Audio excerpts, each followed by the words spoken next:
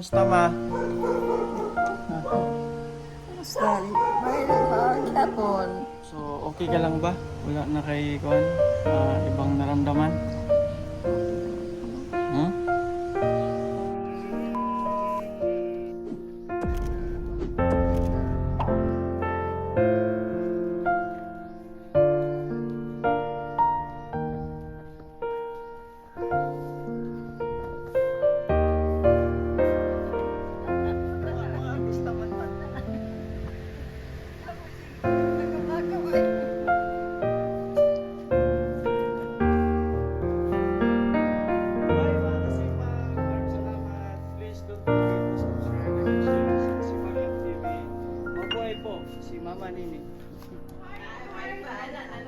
No stranger never ending. It's only something I can't forget. My heart won't let it rest, but you keep on forgiving. Admit that I'm afraid if I let go of this pain, am I completely betrayed? There's no ending. Good morning mga kasipag, against the light. Good morning mga kasipag sa ating mga ka-Sweet Marys, Katikram. Shout out sa ating mga titas, titos, ati kuyas, lahat po ng mga boss, mga sir, kuya diha sa Biarriad. Shout out sa inyo lahat, good morning. Dito ako ngayon sa House of Kasipag at uban ako. Kasama ko ang mama ko, si Mama Nini. So, unang panayam natin bago tayo dumating dito sa Pilipinas. Unang panayam natin kay Mama Nini. For how many years na hindi kami nagkita. Ma, kumusta ma? Sorry, may maghapon. Ang dami naming aso sa labas. May Doberman. Basta marami. Yun ang ano ni mama dito. So sa pilan na ka years diri mas ako? Ilang years na tayo dito sa lugar na to?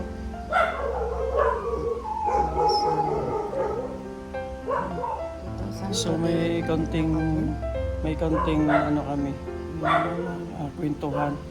So mga 70s. So mga 70s, 1970, dito na kami sa lugar na to. So shout out sa atong mga gwapa-gwapo dahil mga silingan, di ba? Sa atong mga igago. 1960 pa. 60 pa? Oo, Oo. 1960. So, ba- Katabaho ko dito sa Kuan. Mapa ng inyo kong cancel. 1970. Oh, sa 1960 pa. 1960? Mm. Hello, si Haniko. So, 1960 sa, dito sa, doon pa, 60? Oo. 1960. So, 60 years na to din. Oo. Anak. So, almost 60 years namin dito sa lugar na to, no? So, praise God at salamat Lord sa yung blessings sa pamilya namin, sa panahon pa ni Papa Tansio. So, anong masasabi mo ma na kami mga anak mo ay ano, kumbaga hindi stable, kumbaga siyempre may mga pamilya na. So, Wala nang hindi naiwan sa ko. Iyon lang. Anak. Mga orang mga nilo. So, siyempre, may mga kanya-kanyang pamilya na, no? So, ganun. So, okay ka lang ba? Wala na kay Kuan? Ibang naramdaman? Hmm? Happy ka na nakabakasyon, mi? Oo. Happy. Pila ka tuig kong kauli. Before pandemic pa, no? 19, 10. 20, 21, 22, 23. So almost next year, almost 5 years din ang kuha na ano, ang banding ni mama. So alam mo naman yan na mahal ka namin. Papa Tansyo, ginawa namin ang lahat para sa pamilya, di ba? So yun lang, talagang mga panahon lang talaga ang makapagsabi, no? Panahon lang, so wala man tayong magagawa kundi si Lord na ang bahala sa buhay natin. So ganun. So shout out dyan sa mga OFW na magigiting, na malayo sa mga parents, malayo sa mga magulang, malayo sa mga minamahal sa buhay. Talagang parehas lang, no, yung pakiramdam. Mabigat din sa pakiramdam namin na mapalayo sa aming magulang, pero gagawin namin ang lahat para po sa aming mga pangarap o minimiti pa sa buhay. Maano din ang pakiramdam ng ating magulang na mapalayo sa kanila, pero siguro naintindihan mo naman siguro, ma, kung bakit kami nagtrabaho sa ibang lugar o something sa ibang, di ba? So may sasabihin ka ba sa akin, ma? Wala. Ano lang? Ano? Ano naman sabihin ko sa'yo? Baka may gusto kang sabihin sa akin. Happy mo sa inyo.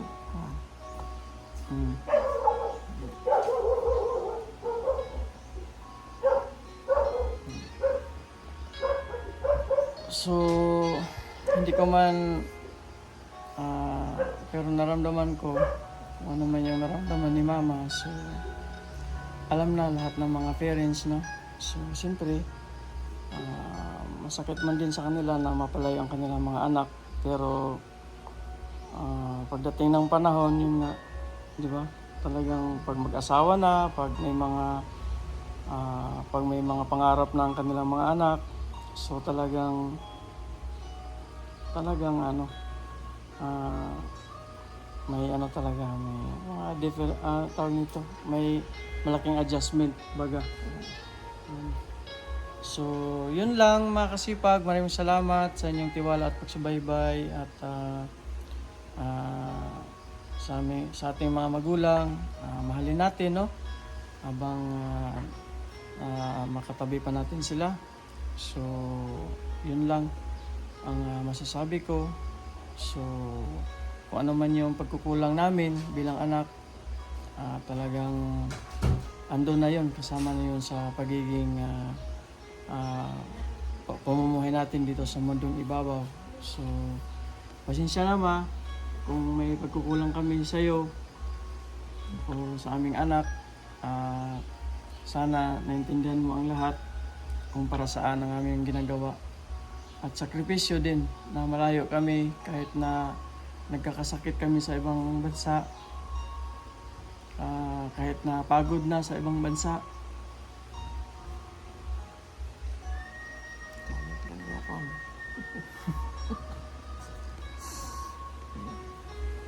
Kailang ka, nagasibumbong mo ano dyan pakita.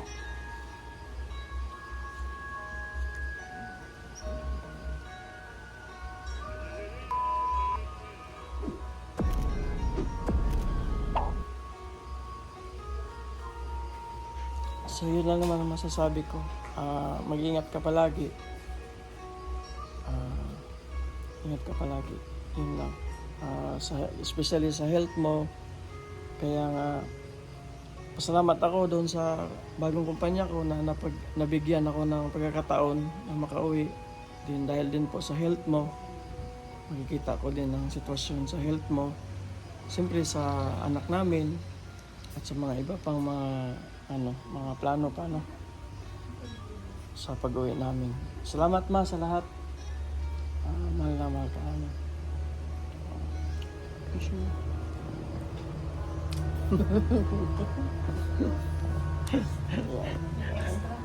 Thank you, ma. Salamat sa lahat, ma, sa sakripisyo. Alam ko na ang sakripisyo mo ay talagang hindi mo babayaran. Anumang hamon, laban lang sa buhay sa ating mga OFW dyan. na mga may mga naiiwan na magulang or pamilya. Laban lang, no? At laban lang tayo hanggat makakaya natin. God bless po. Nasa Diyos ang awa, nasa taong gawa. Laban lang tayo sa ating mga pangaraw-araw ng mga ginagawa sa buhay. God bless po. Maraming salamat.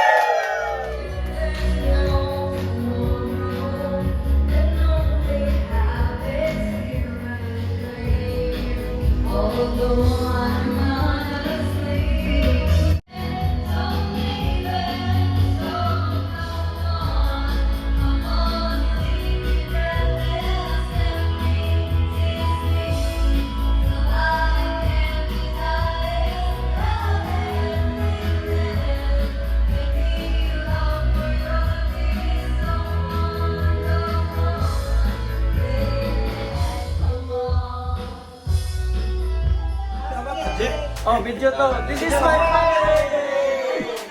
Family of Kasipag! Kasipag Love TV!